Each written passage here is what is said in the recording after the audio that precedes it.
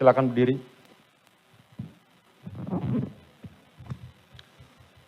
Mengadili, menyatakan terdakwa Ferdi Sambo SH SIK MH telah terbukti secara sah dan meyakinkan bersalah melakukan tindak pidana turut serta melakukan pembunuhan berencana dan tanpa hak melakukan tindakan yang berakibat sistem elektronik tidak bekerja sebagaimana mestinya yang dilakukan secara bersama-sama.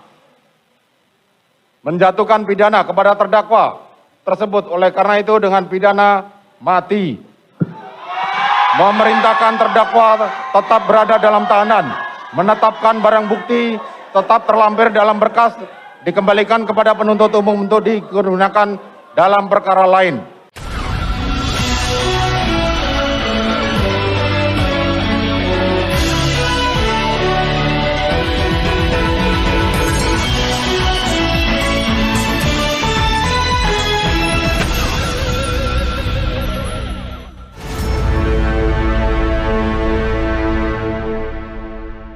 Assalamualaikum warahmatullahi wabarakatuh. Apa kabar Anda semua? Kembali berjumpa dengan saya Hersy Beno Arif dari Forum News Network. Majelis Hakim Pengadilan Negeri Jakarta Selatan yang dipimpin oleh Hakim Ketua Wahyu Iman Santoso menjatuhkan vonis hukuman mati terhadap mantan Kepala Divisi Propam Mabes Polri Ferdi Sambo. Vonis tersebut lebih berat dari tuntutan jaksa yang menuntut Ferdi Sambo hukuman seumur hidup. Mana majelis hakim berpendapat unsur melakukan, menyuruh melakukan, dan yang turut serta melakukan perbuatan telah nyata terpenuhi. Menimbang bahwa dengan terpenuhinya unsur di atas, majelis hakim tidak sependapat dengan penasihat hukum terdakwa yang mengemukakan jika perintah terdakwa yang disertai ancaman tersebut dimaknai oleh penuntut umum sebagai suatu bentuk pemenuhan unsur turut serta melakukan sebagaimana dimaksud dalam pasal 55 ayat 1 ke 1 KUHP. Maka surat tuntutan penuntut umum tersebut memiliki kekosongan hukum sehingga penasihat hukum menganggap unsur ini tidak terbukti menurut hukum. Menimbang bahwa terhadap hal-hal yang dimukakan pendapat penasihat hukum tersebut menurut majelis hakim telah diberikan pertimbangan yang cukup oleh majelis hakim pada waktu membuktikan unsur ini, di mana pada bagian kesimpulan fakta hukum tersebut telah dijelaskan peranan dari masing-masing pelaku. Dan oleh karena mana nota pembelaan yang berkaitan dengan hal ini patut dikesampingkan. Menimbang bahwa dengan telah terpenuhinya seluruh unsur dalam dakwaan kedua pertama primer, maka terhadap dakwaan selebihnya tidak perlu dipertimbangkan lagi. Menimbang bahwa dengan terpenuhinya seluruh unsur di atas, maka majelis hakim berkesimpulan bahwa terdakwa telah terbukti secara sah dan meyakinkan melakukan tindak pidana melanggar ketentuan pasal 340 KUHP junto pasal 55 ayat 1 ke 1 KUHP dan melanggar 19 tentang perubahan atas Undang-Undang Nomor 11 Tahun 2008 tentang tidak terdapat alasan pemaaf maupun alasan pembenar pada diri terdakwa yang dapat menghapus pertanggungjawaban pidana atas perbuatan yang dilakukannya, maka berdasarkan pasal 193 ayat 1 KUHP terdakwa haruslah dijatuhi pidana. Menimbang bahwa sebelum majelis hakim menjatuhkan pidana terhadap terdakwa perlu dipertimbangkan hal-hal yang memberatkan maupun yang meringankan. Hal yang memberatkan, perbuatan terdakwa dilakukan terhadap ajudan sendiri yang telah mengabdi kepadanya kurang lebih selama 3 tahun.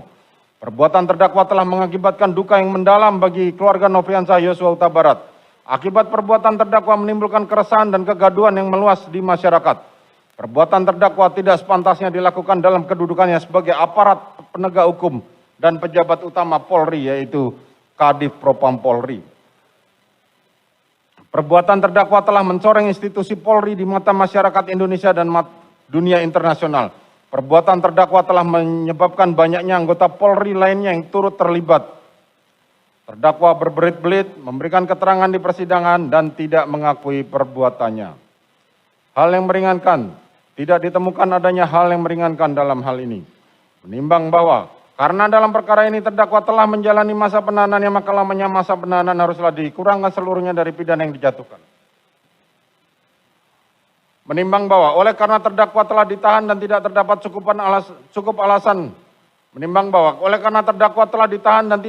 cukup alasan berdasarkan undang-undang yang mengeluarkan terdakwa dari dalam tahanan, maka sesuai dengan ketentuan pasal 193 ayat 2 huruf B KUHP terhadap diri terdakwa haruslah dinyatakan tetap berada di dalam tahanan. Menimbang terhadap barang bukti huruf A dari angka 1 sampai dengan angka terakhir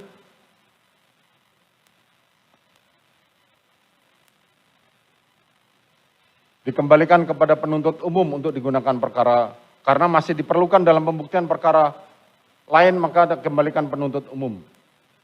Menimbang bahwa terhadap terdakwa yang dijatuhi pidana, maka berdasarkan ketentuan pasal 222 ayat 1 KUHP haruslah dibebani untuk membayar biaya perkara yang besarnya akan disebutkan dalam amar putusan ini.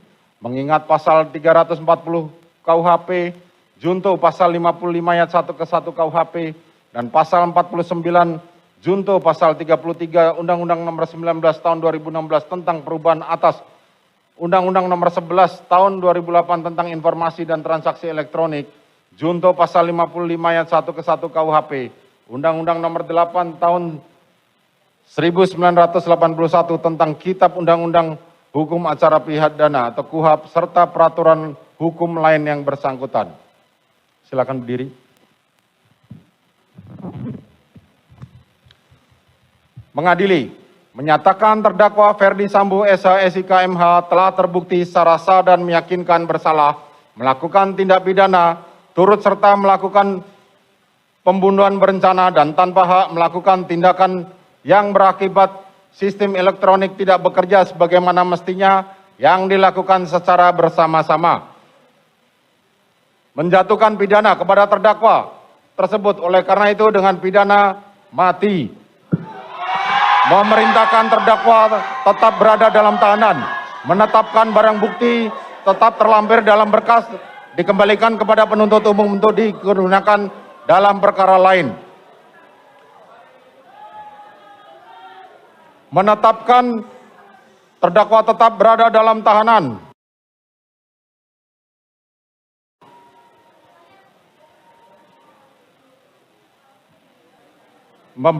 Demikian membebani pula terdakwa untuk membebani biaya negara dibebankan pada biaya perkara dibebankan pada negara. Demikianlah diputuskan dalam rapat permusyawaratan. Silakan duduk.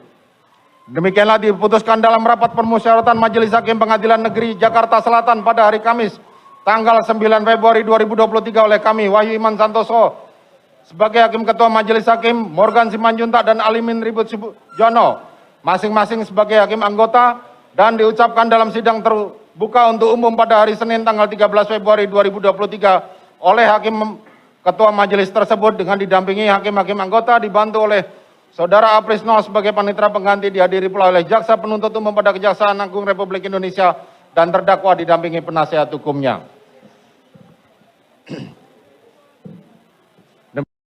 Demikian para pihak baik penuntut umum maupun penasihat hukum maupun terdakwa mempunyai hak upaya hukum. Sidang perkara demikianlah putusan telah dibacakan. Sidang perkara nomor 796 PIT B 2022 atas nama terdakwa Ferdi Sambo dinyatakan ditutup.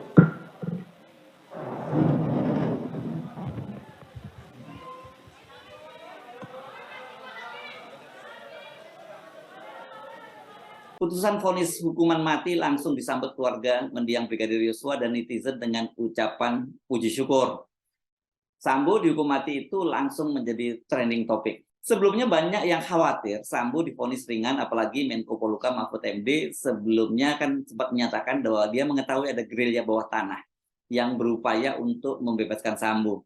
Gerilya yang dilakukan oleh seorang jenderal itu, kata Mahfud MD, berusaha agar Sambo hanya dihukum dengan angka, alias terhindar dari hukuman seumur hidup atau bahkan juga hukuman mati yang merupakan ancaman terhadap pembunuhan berencana. Sesuai dengan pasal 340 KUHP, hukumannya bisa dijatuhin maksimal hukuman mati, seumur hidup, atau kalau hukuman kurungan atau hukuman penjara itu hanya 20 tahun penjara. Dengan vonis ini, episode awal pengadilan terhadap Sambo untuk sementara berakhir. Sambo dan pengacaranya itu masih bisa menempuh upaya hukum lain, yakni berupa banding ke pengadilan tinggi, atau kasasi, bahkan juga peninjauan kembali ke Mahkamah Agung. Jadi masih ada proses panjang dan publik harus terus mengawalnya. Kasus pembunuhan Ferdi Sambo ini bisa terbongkar dan bergulir ke pengadilan selain karena ngototnya keluarga dan pengacara Sambo, itu juga karena dukungan publik yang sangat luas. dan publik itu mengawal semua proses sejak dari penyidikan di kepolisian sampai di pengadilan. Kalau tekanan publik saya kira tidak cukup kuat, mungkin tidak bisa terbongkar ya kasusnya. Ataupun kalau toh itu tetap diadili, mungkin hanya seperti skenario awal yang direncanakan oleh Sambo bahwa terjadi tembak menembak itu antara Brigadir Mendiang Brigadir Yosua dengan Richard Eliezer yang pada waktu itu menjadi pengawal di keluarga Ferdi Sambo. Dan sampai sekarang tentu saja kasihan ini jenazah dari Yosua yang akan tetap menjadi stigma bahwa dia dari tembak mati, dan kemudian dia juga disebut melakukan pelecehan seksual bahkan pemerkosaan. Tapi kemudian skenario ini juga ditolak oleh majelis hakim bahwa tidak ada bukti bahwa Yosua itu melakukan tindak kekerasan seksual terhadap Putri Sambo, dan itu hanya dianggap merupakan skenario dari Ferdi Sambo dan Putri Sambo. Saya Hersbun Arif, sampai jumpa lagi. Wassalamualaikum warahmatullahi wabarakatuh.